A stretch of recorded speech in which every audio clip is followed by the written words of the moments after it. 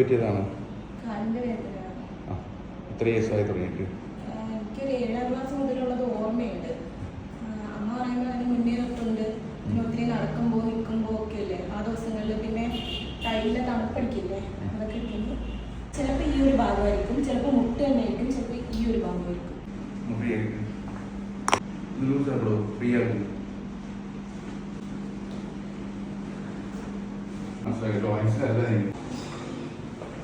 ഞാനിപ്പോൾ ഈ ജോയിൻസ് ഒന്ന് തെറ്റാക്കിയിട്ടുണ്ട്. ഈ ജോയിന്റ് ഇതിന്റെ ഇഷ്യൂസ് കൊണ്ടാണ് പെയിൻ ഉണ്ടെങ്കിൽ അത് മാറും.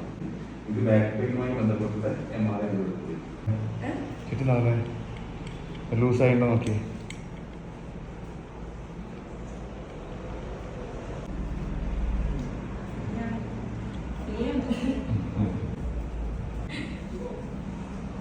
ഇതിലേക്ക് ഒന്ന് മടക്കി ബാക്കിലോട്ട് പിടിച്ച്